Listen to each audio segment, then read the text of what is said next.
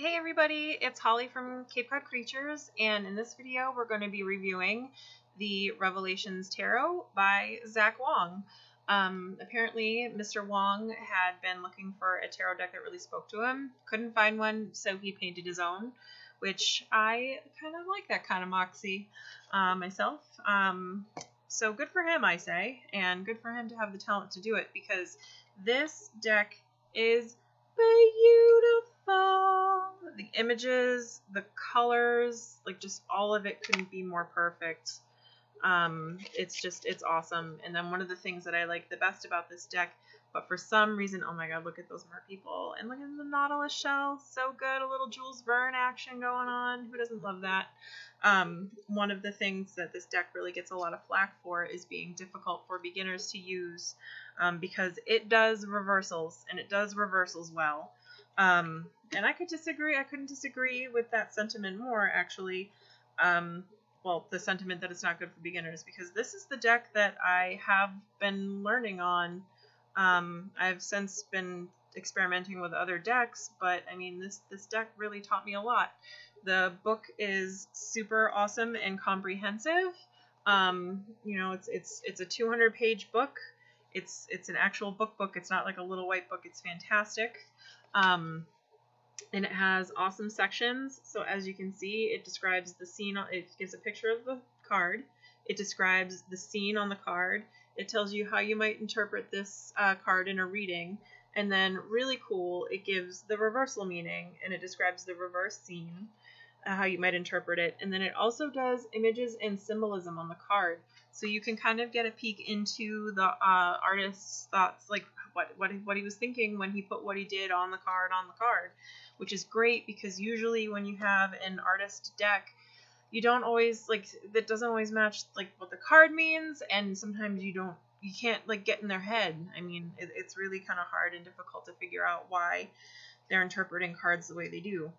But anywho, as you can see, as far as reversals go, this deck, you would read the top half of the card when you pull it. You would encourage reversals. You'd shuffle to do so.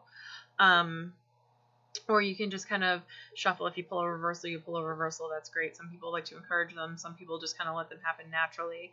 But so when you pull the card, you read the top half.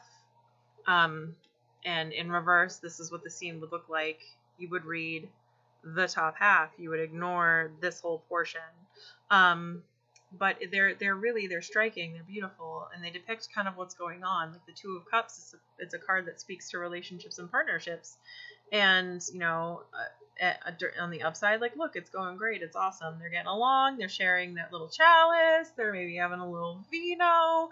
And then on the bottom, they totally are in a fight. Like, that is an angry car ride home, and I want no part of it. So like I said, it's a great deck. The one of the drawbacks I would say about the deck is that the imagery is just so very there with the story. It kind of makes it a little harder to read intuitively. Like, there's the Chariot, and then the Chariot in reverse, like he's kind of losing control, and he's like, no. So yeah, it's a little harder to do intuitively. That's the only problem that I found with the deck. You kind of get so stuck in what the cards, like the story on the card is telling, that you don't necessarily apply it correctly to what's going on in the reading. So, oh, here's the Fool. Of course, you got to do the obligatory Fool. Oh, speaking of Fool, Fool's Dog, which is a tarot app creator, has a mobile app for Revelations, which is really nice. So if you're new to the deck, if you're new to tarot and you're on the go, you can bring your cards, you can not bring your cards, you don't have to have the book with you. It gives you the meanings of all the cards, and then you can do different spreads, which is really great. There's like a bajillion spreads to choose from. The only downside is that app costs $4, but if you're somebody who loves this deck and you want to work with it, it's a great deck to buy. I mean, what's $4 really? It's 2 cups of coffee. Oh my god, I wish it was 2 cups of coffee. Coffee is super expensive these days. So one thing that I will touch on is a handful of cards that are kind of hard to read reversals on with this deck. And the first one would be the Hanged Man. As you can see, you do not read this card from the top half up. This is the one exception to the rule. Because he's the hangman, you read bottom down. Because otherwise he is not, like, you know, he's not hanging upside down. And that's what you want in the hangman. You want somebody hanging upside down. So when he's this way, like, he's cool as a cucumber. He's kind of assessing his situation. The hourglass, you can see that's really cool. It's denoting like kind of a standstill in time, a feeling of being stuck somewhere. You know, he's figuring stuff out. And then on the bottom half, like when you do the reversal, this is a kid very much getting the shakedown for his lunch money. You got people laughing at him. He's all confused. He doesn't know what to do. So this is a great card as far as reading a reversal is concerned, but getting used to reading the bottom half instead of the top half for this card takes a little bit of getting used to. Another card, the other cards that are kind of hard to read in reversals with this deck would be the ace cards, because they don't so much show a scene as they show the symbol for their suit. So the Ace of Cups is a cup, but in reverse, like, see, it's kind of like hanging out there. It's an upside down cup. The pentacles, you've got the awesome pentacles right there. These are two ace cards, by the way. They do not include a Latin word, which it's not exactly a fan that he would put Latin words onto and then not on another. Either do it or don't do it. But yeah, see, like, it's again a little harder to read in reverse. There's something there, like maybe not as much money or material wealth or what have you, and then here there's an abundance of it. But it's very much just coins in a pile on a card. The wands, you know, here I guess you could say that the ribbon is kind of, you know, it's decoration. It's adding some oomph to the message of the ace card. And here's like the Latin word. I'm not even going to try to pronounce it because I didn't look it up and I don't want to make a fool of myself on the internet. And on the reverse of the card, you can see that it's more bound up by the ribbon, but again, this is one you kind of have to memorize what the Ace of Wands means. And then the Ace of Swords is, again, it's a beautiful card. It says Veritas on the sword. It's got the Latin word on there. You know, and it's a very pretty, awesome card. But in reverse, I mean, I don't know, like it doesn't read a reversal to me. So this is one that you would have to memorize. And it is the way it is. But the rest of the deck is beautiful. A few of my favorite cards would be, or at least two of my favorite cards anyway, would be the Moon card. This card, every time I see it, reminds me of the Northern Water Tribe arc in Avatar: The Last Airbender. I'm about to nerd out on you.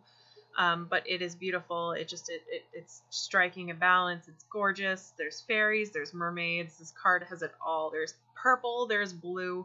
I mean, what's not to love about it? So, yeah, this is a great card. And also, if you haven't seen Avatar: The Last Airbender, you should watch it. It's a fantastic show. And then the other card that I really enjoy in this deck, and usually it's not a card people enjoy, is the Death card. And as you can see, it's got like a little Scully and Scythe going on in there, but mostly it's the goddess Kali from Indian mythology. And she is fantastic.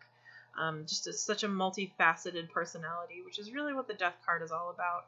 And then in reverse, you've got like the baby, you know, just being a baby. If you like babies, awesome. I don't particularly enjoy babies, but you know, it's symbolizing like the rebirth and the waiting and all that good stuff, like the stuff that the Death card actually means. So anywho, the cardstock is great. It's decent weight. It's not too thick. It's not too thin. Easily bended. Rifle, shovel, and bridge these. You know, I've since lost the packaging it came in was fantastic. It came in a big box that held a little tuck box and the book, and it came with like the internal packaging to support both. I have since lost. This deck has been through like several moves and it went through the renovation at the shop, so I've since lost the packaging. And like I said, I'm kind of hard on these cards, and they haven't shown too much wear or tear. There's a little bit of not chipping, but like a little, not even fraying, like it's just kind of getting weird on the edges. But yeah, these are great, and I love to, like, they're an easy shuffle. I bridge them, which I know you're not supposed to do, but I do it anyway. Whatever, I'm a rebel. So yeah, we're just going to give these a quick shuffle, and I'm going to draw a card, random card from the deck, because, I don't know, it seems like something that would be kind of fun to do. I did it in the last one, might as well do it in this one too, right? So we give it a quick shuffle, and then, oh, they fit nicely in the hand. They're a little bigger than poker cards, but they're not so big that you can't, like, shuffle them with the overhand style. They're not awkward to hold on to. So they're somewhere between big cards and poker cards, which is nice. So anywho, we're going to cut the deck, and then I'm going to draw a card, and it is the Emperor in reverse, which is a great card. Usually the Emperor is somebody who's kind of large and in charge. He's got his stuff together, you know, ruling not with an iron for the firm, but fair is kind of what comes to mind for the Emperor, and somebody who kind of, you know, they take charge. Everything is fun. Like, you know, they know themselves. They're the Emperor. But on the reverse, you can kind of see that he's got somebody pulling his strings. He's got puppet strings attached to him. You can see other emperors in the background also hanging there. There's kind of like a little shadowy figure in the corner. There's nothing built or anything in the background. On the right side up, you can see like there's a city that this guy has worked really hard to build. Things are nice and orderly. And then on the background, not so, on the reverse side, not so much. So this is very much somebody that has kind of lost control. They don't feel like they've kind of got a good handle on the situation. It's external forces are exerting themselves on this person. And that's a good card for me. I actually just got some news from my broker about the shop, and it's not the news I wanted to hear. So I am feeling like a little like, oh, why, universe?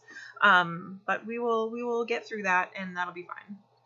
But anywho, that is my review for the Revelations Tarot. Again, it's great. Like, the book is 200 pages long. I think I said that already, but it's a great set. I don't understand why it does not get more accolades for being good for a beginner deck, because I think it is fantastic for that. So yeah, thank you so much for watching.